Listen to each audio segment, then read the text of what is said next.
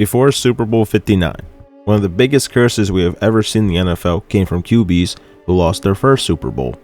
QBs like Jim Kelly, Boomer Esiason, Steve McNair, Donovan McNabb, Joe Burrow, and many more.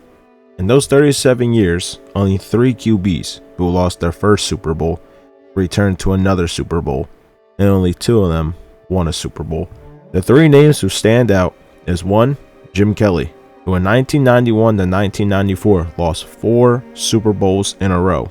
As you may have noticed, since Jim Kelly lost his first Super Bowl, he then returned to another. Then we have John Elway, who in 1987, 1988, and 1990 won and lost 3 Super Bowls. Then finally, in 1998 and 1999, he returned and won. Again, making Elway the last QB to lose his first Super Bowl, then go and win another years down the line. That was until the 2024-2025 season. Jalen Hurts and the Philadelphia Eagles broke a long, dreadful curse, making Hurts our 3rd and last QB on here, as he lost his first Super Bowl, then went back and won another. He is also the first QB on this curse to lose his first Super Bowl, then go and win his second Super Bowl instead of losing it.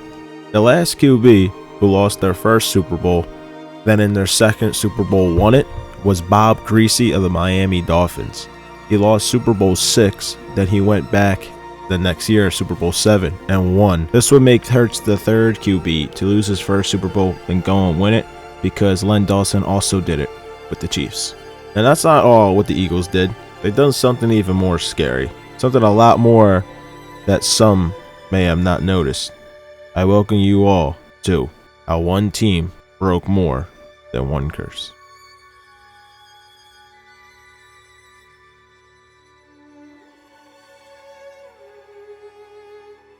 Alright, let's jump right into it.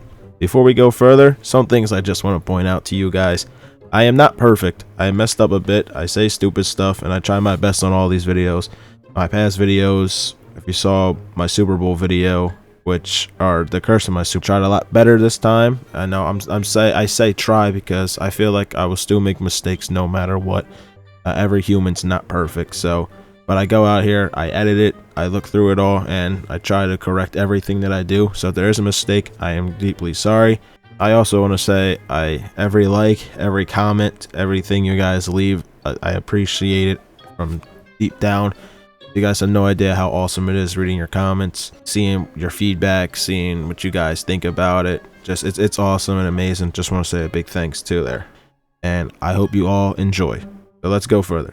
In the 2022-2023 NFL season, the Eagles went to their 4th Super Bowl to encounter the face of the league, Patrick Mahomes, and the Kansas City Chiefs. I like to start here because I feel like the Eagles were cursed themselves in this Super Bowl, or even taking a bigger step set up by the league. And I say that because, I don't want to point fingers and call it rigged, but some things I question a lot during Super Bowl 57. My biggest reason, of course, had to be the shitty ass field that they played on, and I speak for both teams because it was just horrible. It just hits me more to think about how the Eagles had the #1 rush defense. We led the league in sacks, and in that Super Bowl, not only did we not get 1 sack, but we couldn't do nothing without falling. Like every time we even went up, we fell. Every time we went to the left, we fell. It was just horrible. Everybody was falling and slipping, and I felt like it was just stupid by the NFL. Now, being the audience, we have no idea what goes on behind closed doors. If it was set up, if it was this and that. Again, I'm not the type of person to say that. It just makes me think, if that is the case, then that's horrible.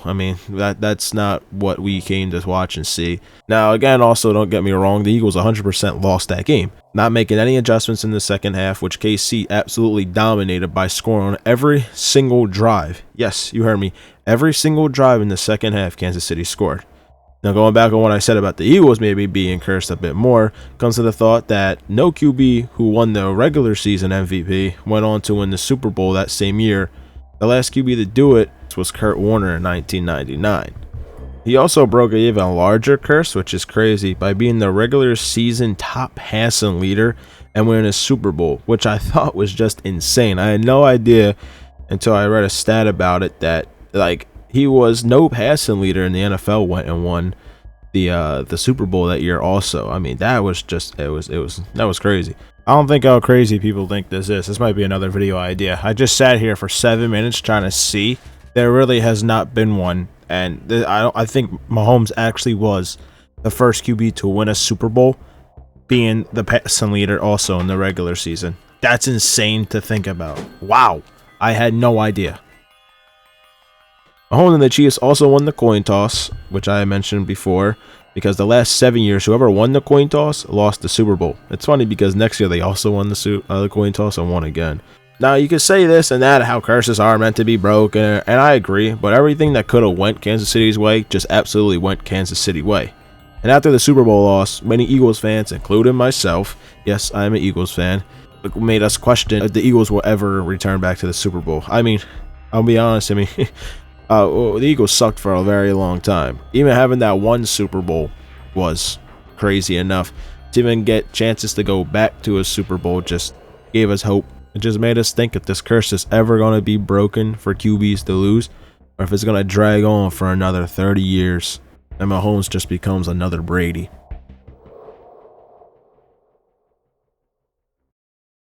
Now, during the 2024-2025 season, many teams took stage to hoist the Lombardi Trophy, but one team who looked to make history, or of course the Kansas City Chiefs, who are not only looking to capture their 5th Super Bowl title in team history, but a three-peat, which has never been done, and also Mahomes' 4th ring. What stood in their way was just the 31 other teams of the NFL. I mean, you know, it's hard to get to a three-peat, right? We all know no team has ever gotten a three-peat, and the closest they ever got was the championship game. So KC had to make a feat and do something that was hard. So they started off the season red hot. They were 5-0 by the bye week. Then they went and won 4 more games after the bye week. So at 9-0, they would go and meet Josh Allen and the Bills in a Week 11 loss, 30-21, making them 9-1. After that, they would then go on and finish the season 15-2 because they rested their starters Week 18. They had the number 1 seed, and would of course grab the number 1 seed in the playoffs, continuing the quest for the three-peat. An interesting fact during this 15-2 run was the offense never put up 30 points, giving more questions on if KC was just as good as they show or just lucky and winning games. And I'll be honest with you, if football teams find ways to win, bad teams find ways to lose. They were finding ways to win, and if you're winning football games, you're winning football games. But man, were they lucky. On the other side of the conference, in the NFC side, the 2 teams who lost their first Super Bowls looking to get back. Jared Goff and the Detroit Lions were 15-2, securing the number 1 seed. And Jalen Hurts and the Philadelphia Eagles were 14-3, making them the 2nd seed. Many speculations arise for many thinking, if the Lions and Eagles meet in the NFC Championship game, then one will go and return to the Super Bowl for the first time since Elway, having a chance to break the curse. The Eagles punched their way to an NFC Championship game, but the Lions were upset by the number 6 seed Commanders, who punched their way to the NFC Championship game with a chance to go to the Super Bowl. The NFC East rivalry will take place in the NFC Championship game. On the other side, 2 familiar faces will meet up again. Josh Allen and the Buffalo Bills will meet Patrick Mahomes and the Chiefs for a chance to go to the Super Bowl, 2 that have faced before in the past. KC will win this game, making them the first team to go to the Super Bowl and a chance at the three-peat. And just like I said earlier, KC has now become the first team to make the Super Bowl for a team that is trying to chase a three-peat, since no other team has made it past the championship game. On the NFC side, both teams had history being written for them. As we know, Jalen Hurts and the Eagles make it. Hurts will be the first QB since Elway to make it back. And for the Washington Commanders and Jaden Daniels, if Jaden Daniels wins, he will be the first rookie to start in the Super Bowl after starting all the regular season. This will fall short of glory for the Commanders, as the Eagles will absolutely dominate the Commanders 55-23, giving them a rematch in Super Bowl 59.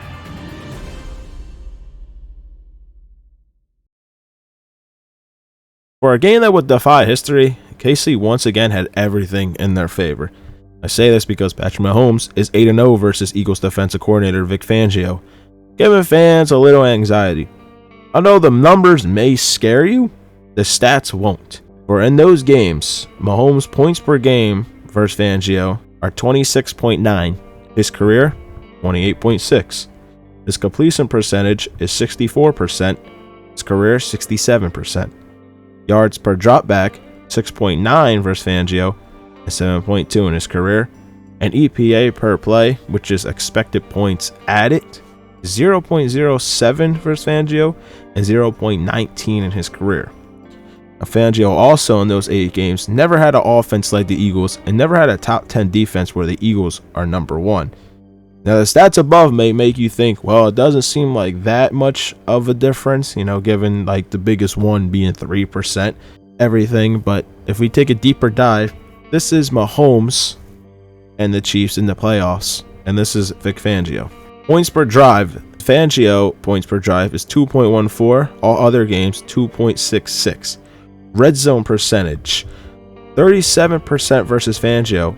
In every other game 63%. Goal to goal touchdown percentage. Fangio is 38%. All other games is 79%. And third down completion percentage versus Fangio is 38%. And all other games 49%.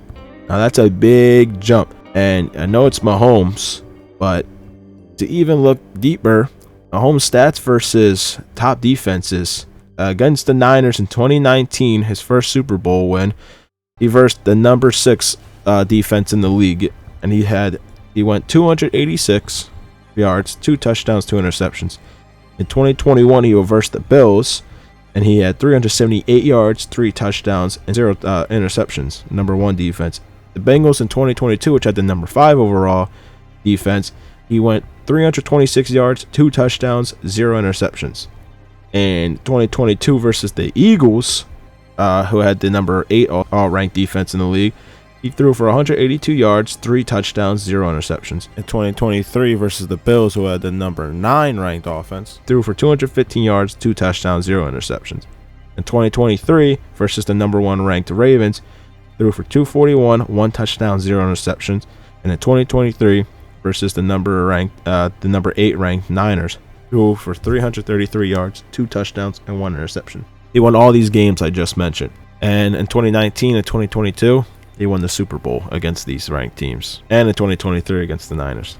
Now, before versus the Eagles in Super Bowl 59, who had the number 1 pass defense, Mahomes versus the pass defense stats versus 2 teams were 664 yards, 5 touchdowns, and 2 interceptions. Mahomes and the Chiefs also wear white jerseys, which in Mahomes' 20 playoff games, he's worn them 3 times due to his record for being at home. If you're at home, you're going to wear red. That's their jerseys. In those 3 games in white, he has beaten the Bills, Ravens, and Eagles.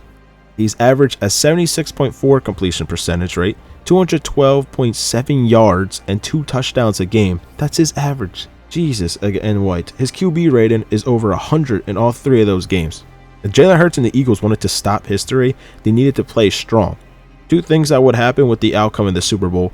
Jalen Hurts breaks the curse, being the first QB since Elway to lose the Super Bowl, then return and win another, and also giving his team the 2nd Super Bowl in franchise history, and also being the first QB since Bob Greasy to lose his first Super Bowl, then in his 2nd Super Bowl win. Or he is going to be known as the only team to lose twice to a team to capture a 3-peat.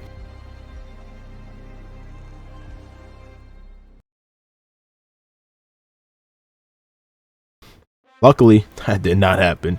The Eagles did something no one expected and absolutely obliterated Mahomes. Even as an Eagles fan, I did not see this coming. I said in my past videos, Mahomes' stats in the Super Bowl, and here they are.